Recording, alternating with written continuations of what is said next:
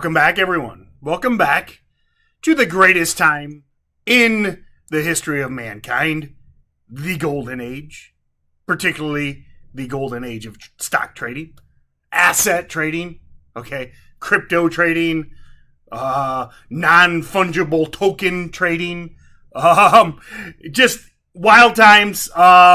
Yesterday we got a little bit into technicals. I didn't get to as many tickers. I got some commentary I want to talk about. It's just there's so much going on out there. The biggest thing is, listen, anyone that says the word bubble in 2020 or 2021 needs to have their fingers slammed in a car door. Okay? Like, literally. If someone says bubble, say, hey, come here and help me with my seatbelt, will you? I think my seatbelt's a little stuck. And slam that door on their hand! Okay? Bitcoin, 52,000. GameStop, 200 last night. Market, all-time. SPY, all-time high. NASDAQ, all-time high. Dow Jones, all-time high. We aren't in a bubble yet. We're just getting started. And I have said this since I started pre-market prep a year ago. I think I started in like the middle of March. And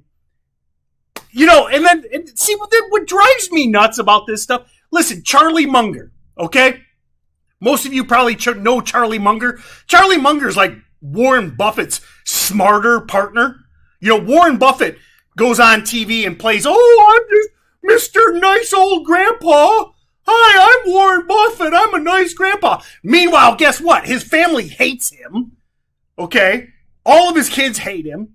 He lives in the same dumpy little house for 60 years. Great life, Warren. Anyway, Charlie Munger's the smarter partner. But yeah, Charlie's 95. And he's like, these SPACs are bad. I don't like SPACs.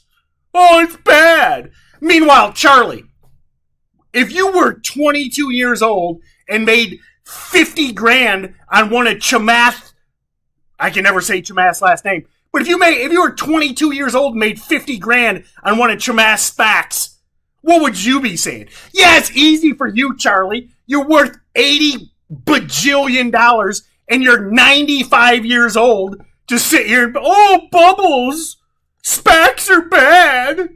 Irrational exuberance. Cryptocurrencies are fake money. Shut up, old man. All right. Sorry. And I'm probably the oldest guy. I mean, I'm assuming these live streams skew very young. Okay? Listen, I'm 40. What am I? 1974. What am I? 47? I'm too dumb to do the math. Age is just a number, my friends. So anyway, I'm 50. I'm probably the oldest person on this live stream. Anyway, let's talk about GME, okay? And this is the same for all the meme stocks. I know what most of you are going to say. How do we trade GME? How do we trade the meme stocks? It's all the same stuff, okay? High day breaks, risk on VWAP at any point in the day. All day in play. What's that mean? We got, again, and this goes for Koss, this goes for Express, this goes for BlackBerry, AMC, GME, SNDL, all the meme stocks. Same patterns, same approach. Right now, I see one, whoops, I drew. What's the past tense for draw, you idiot? I drew over 168. I would round that to 170. I think of this like a penny stock, okay? And I know some of you guys are probably saying, Tim, it's a $170 stock. Think of it like a penny stock. You can trade 10. Listen, if you got a small account and you trade 10 shares of GME and it does something nuts today, you make a couple $100. $100? I mean, listen, you can have a nice day with 10, 20 shares of GME. And I talk about this all the time. Get out of this mindset. Get out of this mindset. You cannot trade higher price stocks with a small account. You can if you choose the right high price stocks. Listen, you can't trade Amazon or Apple with a small account. Apple moves like 1% a day, 2% a day. You can't trade Apple with a small account. You can trade GME when you got from yesterday to today, $160 of range. So anyway, get out of that mindset. 170 HOD right now. You risk VWAP at 150. And then you're selling into a $2 rip. Think of it like a penny stock. This is that rule of 10 I talk about all the time in the Steady Trade Team webinars. I mean, you shouldn't struggle with this math. You should be able to get the math of thinking this as a 170 high day break, risk on 150 VWAP with a goal of selling into that $2 rip. What do you think about DYNT? Thank you, Durwood. Durwood, what do I think about DYNT? DYNT would be awesome. It would be awesome. And I didn't take my notes. Whiteboard. Sorry. Whiteboard on all meme stocks. HOD breaks. Risk on VWAP. In play all day. And probably tomorrow. And probably tomorrow. And next week. And next month. And summer. And fall. And winter.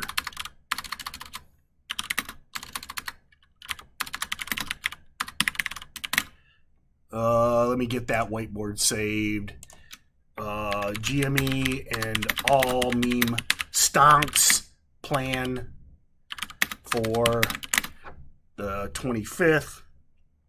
Did I save that? Too much going on. I can't remember if I saved it or not. I didn't. GME. Yeah, replace it. Sure, whatever. And guys, all these notes, everything that I keep track of, remember, if you're in the Steady Trade Team, you get access to all these whiteboards. It's all archived. You can see it anytime, etc. So you get access to all the Evernotes, the archives, searchable, etc., etc., etc. So let me get back. I promise I'll get back to DYNT. But if I forget to do this, I will forever forget to do this. So DYNT. Is this any other day but today? Would this be a textbook dip and rip? Yes, it would be. Now, do I think DYNT makes the move today? I don't. And I talk about this concept a lot. There's only so many day traders. Okay? There's way more now. Way more now than a year ago or 2 years ago. But there's only so much attention out there. And in my opinion, air quotes, everybody is going to be watching the meme stocks. Everybody. And you guys ask about the meme stocks. I mean, I've got a list that we built in the Steady Trade Team. I mean, there's not that many. There's like 10 of them. Space, APHA, BlackBerry, Koss, Express, Nokia, GME, SNDL, BlackBerry's missing. Anyway, there's not that many of them. I think all the attention is going to be focused on those. I think if you're waiting for a dip and rip on DYNT, you'll be waiting all day. Okay? Now, yesterday, see, and this is what's... learn to read the room. Okay? Learn to read the battlefield. I like that analogy better. Yesterday, I'd probably be losing my mind about DYNT. I'd be like, look at the PR, float rotation, breakout. It's all there. It's all there, but I don't think anybody's going to care today. So thank you, Durwood, for asking, because I think I think a lot of people were probably asking that question. Yes, it's a textbook dip and rip. Number one. Number two, I don't think anybody's going to care today. Understand that dynamic. What do you think about VWAP? One of my favorite boring trades. this is a great setup for that boring swing trade. Woozy is still a great boring swing idea. Let me grab one from Instagram and then I gotta run, y'all. GME 250 wouldn't surprise me. Morning, Tim. Hope you have a great day. Thank you very much. Thoughts on GE? Okay, so I talked about the crazy meme stocks. We talked about a dip and rip. I tell you, I think, and I've nailed some of these calls too. Listen, GE, I think nuclear, we're going to make, I think a lot of energy, and this is kind of a bigger picture idea. Most of you degenerate day traders are like, oh God, GE, nuclear infrastructure, who cares, Tim? Anyway, some of you guys like real stocks.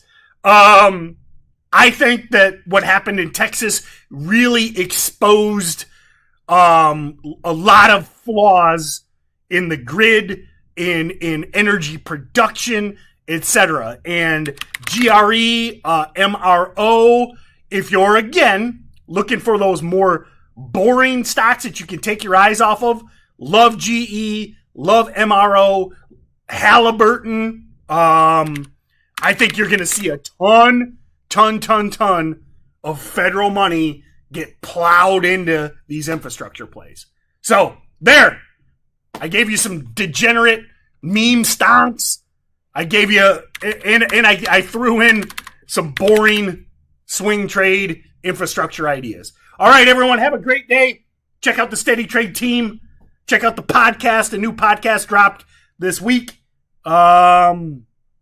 Speaking of swing trades, check out the watch list. Goes out every Sunday. Have a great day. And we live in the greatest time in history, my friends.